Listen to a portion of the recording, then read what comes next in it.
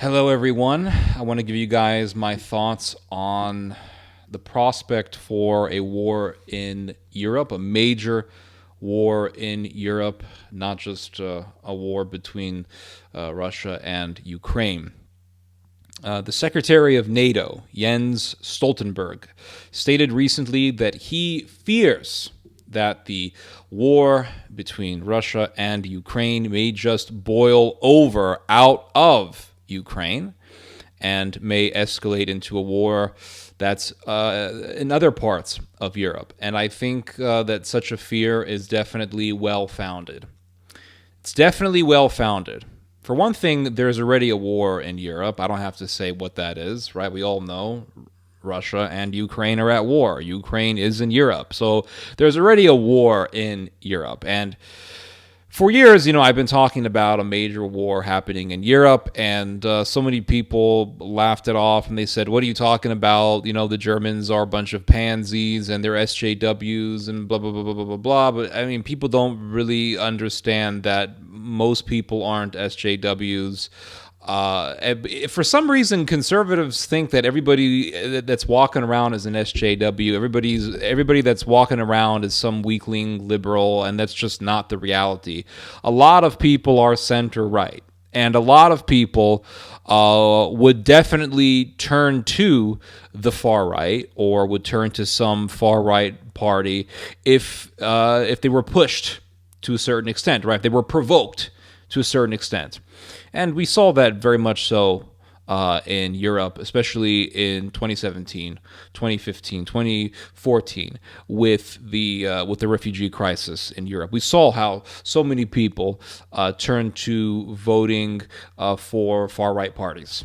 And all of a sudden liking far-right ideologues. So it really, this whole idea that, everybody that's walking around is just a pansy, spineless SJW who doesn't have a vertebrae. A lot of this is just delusion, I think. It's part of some right-wing fantasy of, everybody's a crazy weakling cuck. And that's just not the reality.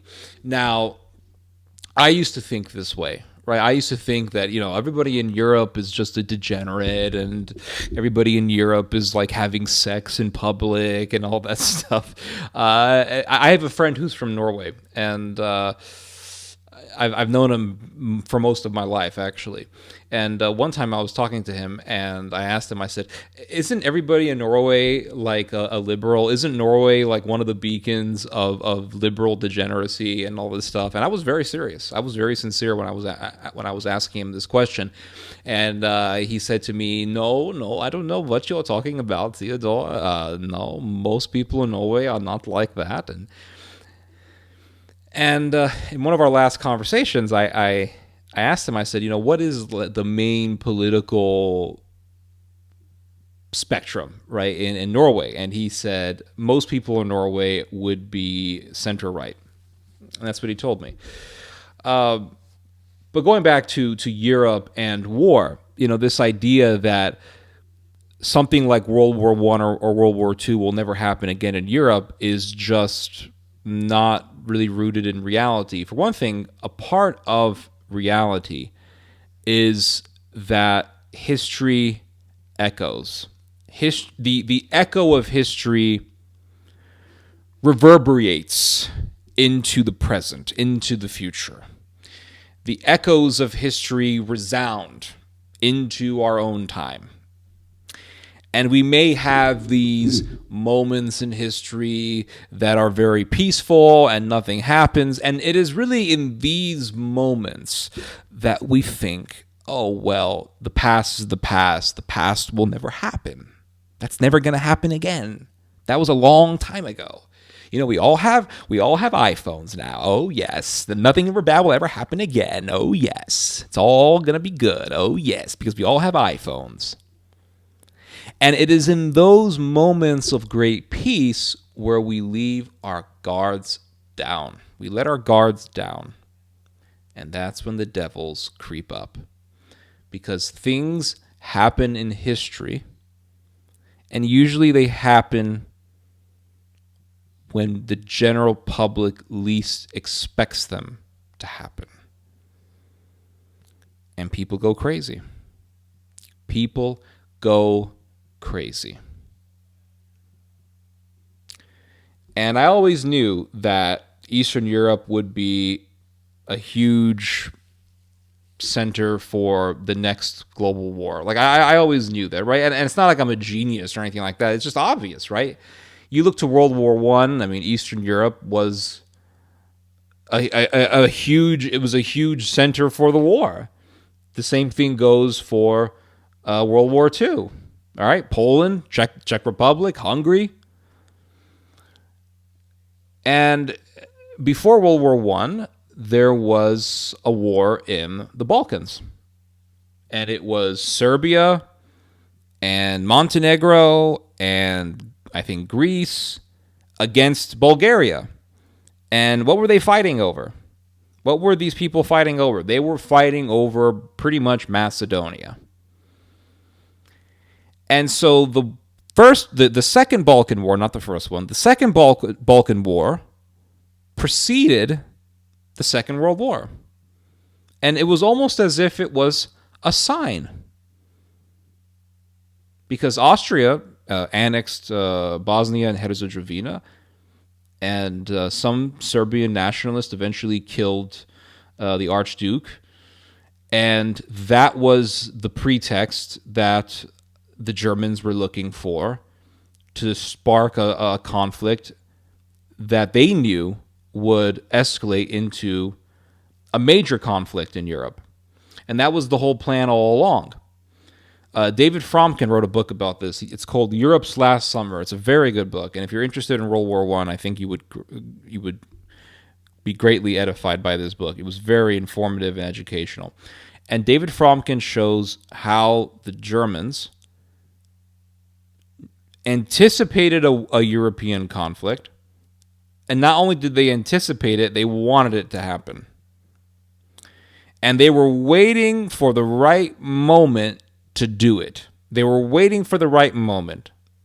They wanted to go to war against the French, pull the English into the conflict, and then eventually have the Russians get into the conflict. And the whole goal was to defeat these three countries. The Germans wanted to crush the French, crush the British, and crush the Russians, and then dominate the whole of Europe. That's what the Germans wanted to do. And they had this whole apocalyptic perspective. They saw it as a war between the Germanian and the Slav, and between the Germanian and the Latin, and they would defeat these people, and the Germanian would dominate all of Europe. You see, because that was at a time of great empire, right? The British had their empire, the French had an empire, and the Germans were like, well, what's our empire? Well, are we going to go all the way to Africa and start an empire? Well, the Germans did have territory in Africa, right? They had Namibia.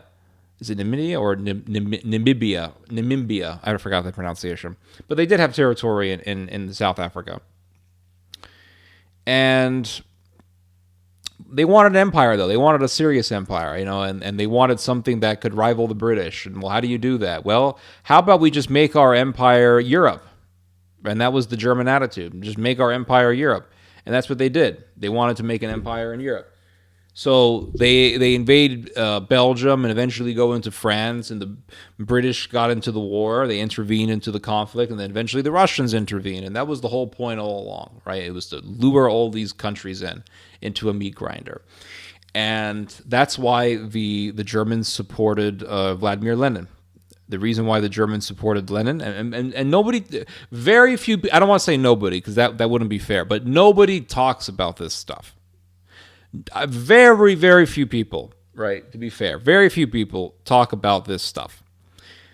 The fact that the Germans paid Lenin millions upon millions upon millions of dollars in gold so that he could disseminate communist propaganda, socialist propaganda, Marxist propaganda in Russia to cause a revolution against the government, not the Tsar, but the government that came after the Tsar, the government that basically overthrew the Tsar, so that the communists could take over, the Bolsheviks could take over Russia, and they would pull Russia out of the war. And that was the whole idea. That's why the Germans supported the Bolshevik Revolution. They gave Lenin tons of gold. They say, here's the gold. Lenin was a bum. Without the Germans, Lenin was a bum. He was sleeping literally next to a sausage factory in Switzerland. That was his life. He was a bum living in an apartment next to a sausage factory. The Tsar kicked him out. The Russians didn't want him. The Russian government didn't want him. They knew he was an asshole. And the Germans said, get that scum parasite and let's have a meeting with him. And we'll give him tons of gold to fund his operation so he could start a revolution in Russia. And that's what Lenin did with the financial backing of the Germans. And the whole agenda of the Germans was to get the Bolsheviks to win, to take over the Russian government so that they could get the Russians out of the war. And that's what happened. That is exactly what happened.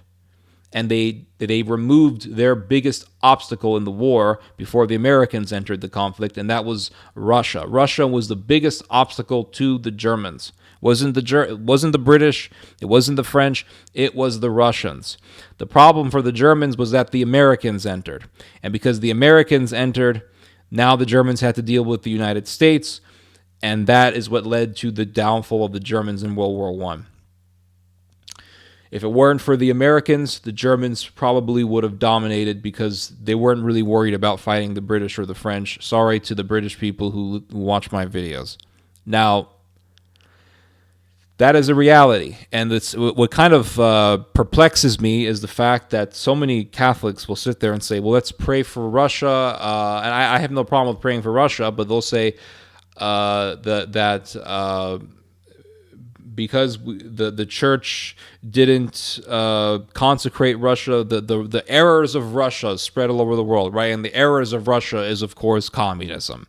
But the reality is that where did Marxism come from? It didn't come from Russia. It didn't come from Russia, guys. It came from Germany.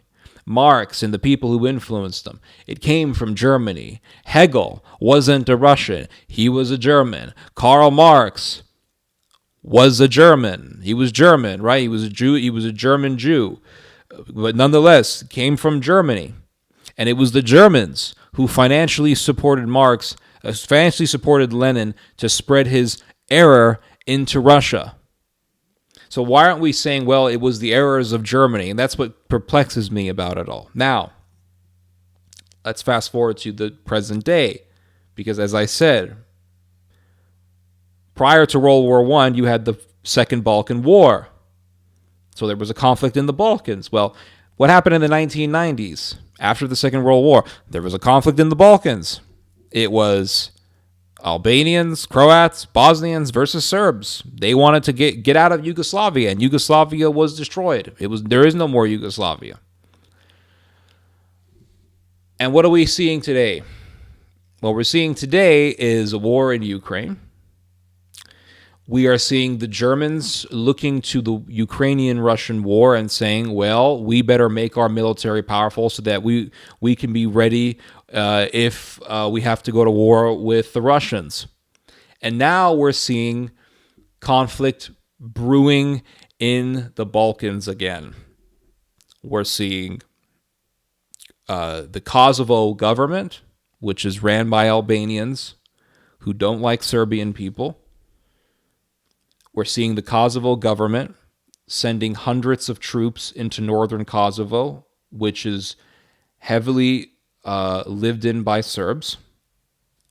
It has a Serbian ethnic majority. And this was done because supposedly the Serbs are angry about the fact that the Kosovo government has said that Serbs can't have license plates on their cars that are made in Serbia. The license plates can't be Serbian. They have to be made in Kosovo. They have to be accepted by the Kosovo government. And the Serbs don't like that. Why? Because for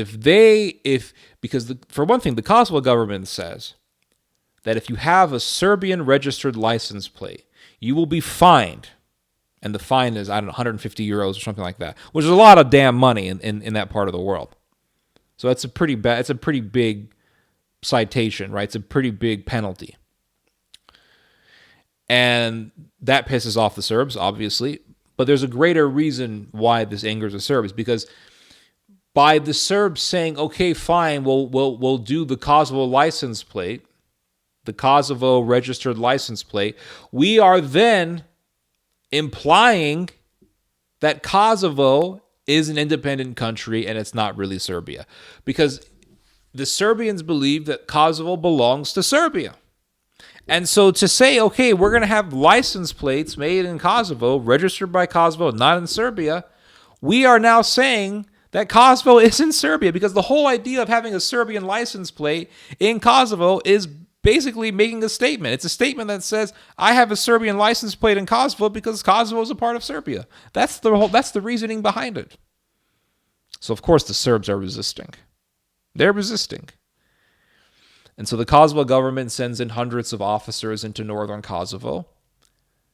A gunfight ensues between officers and unknown gunmen. We don't know who these gunmen are. For all we know, they could be German agents. We don't know who these gunmen are. And Vučić, the president of Serbia, says, the leader of Serbia says, well, the Kosovo government is doing this under the orders of the Germans. And you know what? I believe him. I believe Alexander Vučić when he says that. Why? Because who the hell made the KLA? Was it not Germany that trained and armed the KLA to destroy Yugoslavia? Is it not the Germans right now saying that we want more Balkan countries into the EU, thereby expanding German hegemony in the Balkans? Did Germany not want to expand its hegemony in the Balkans in World War I, World War II, and also in the 1990s when it recognized an independent Croatia, when it supported the KLA against the Serbs? So who's to say that the Germans aren't involved in this provocation, in this situation? And I want to read to you guys a quote from a professor. And this is a very interesting quote. I'll read it to you guys here. I quoted her in my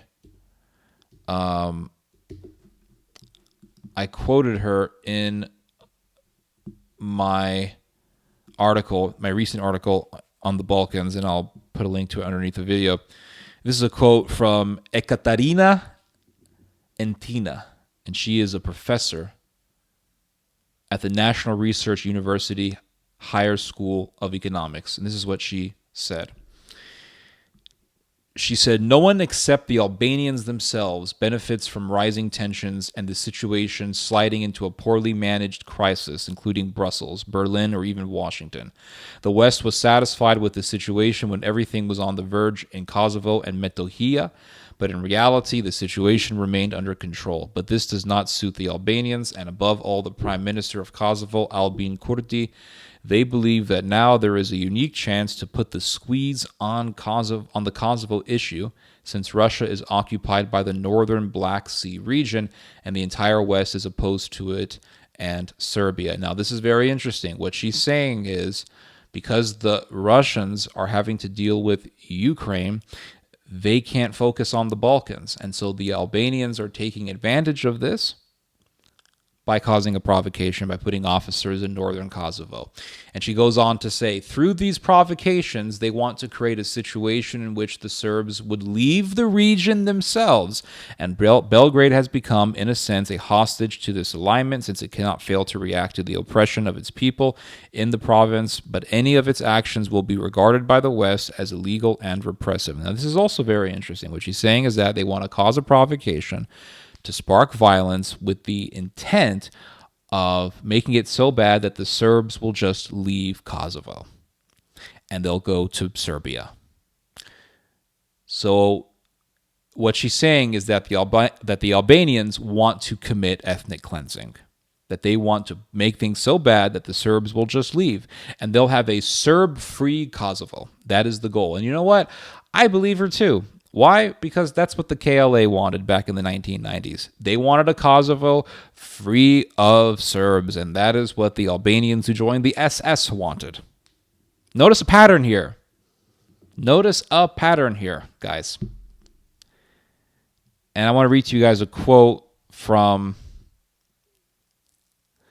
the Russian ambassador to Serbia, Alexander Botan Korchenko. And he said, quote, "The campaign of intimidation and oppression of the Serbian population continues. The goal is a development, the capture of the north of the region near the border with the main part of Serbia. More with the connivance, even assistance from the West." So what he's saying is that the West is allowing this to happen. They may even be supporting it. And the idea is to capture the northern part of Kosovo, which is inhabited by Serbs. They want to push the Serbs out. And if you have violence breaking out in the Balkans, well, the Germans will become even more intense with their militaristic rhetoric. When Russia invaded Ukraine, Germany said, look, Russia is invading Ukraine. We have to get our military very, very powerful. And Olaf Scholz says we got to spend 100 billion euros on our military. Olaf Scholz says that Germany must be the defender of Europe. Olaf Scholz says that Germany must have the most powerful military in Europe. Basically, the Reich is coming back. And people want to be blind to this.